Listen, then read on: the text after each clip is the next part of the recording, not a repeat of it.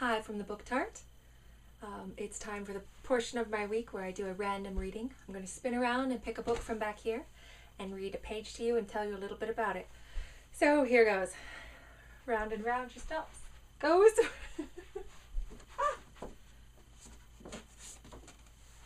Ooh, pretty, pretty. This is The Sun Witch. It's by Linda Windstead Jones.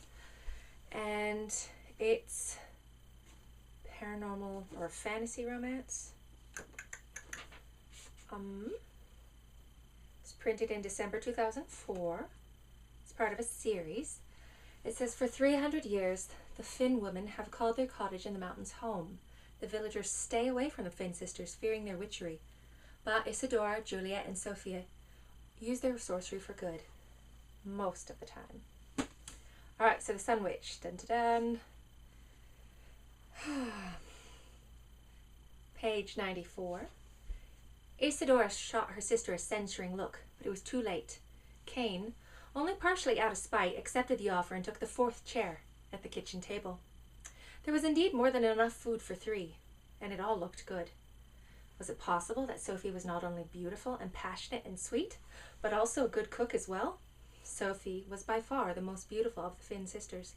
But the other two were certainly striking women. Isadora was all angles and she would never be called pretty. But she was attractive, and there was something almost regal about her. Juliet was pretty. She tried to appear staid and prim, but her unruly red hair and the sparkle in her warm brown eyes undid that design.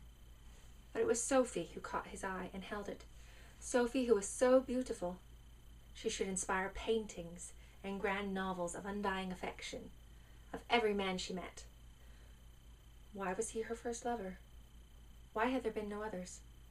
Erasing Sophie Finn from his mind was going to be much more difficult than seeing to Adriana's well-being. Perhaps if he could discover her flaws, he could forget about her more easily. Surely she had flaws. Lots of them. Beautiful women always did. They lied, they stepped on the feelings of others. Those who were less beautiful, their vanity could be grating. They were unfaithful. I'll eat later, Sophie said as she took Adriana from his arms. Immediately, the baby stopped crying and began to root around for her noon meal. As Sophie turned away from the table, she was already unbuttoning her dress. Cain watched her walk away until she rounded the corner and disappeared from view.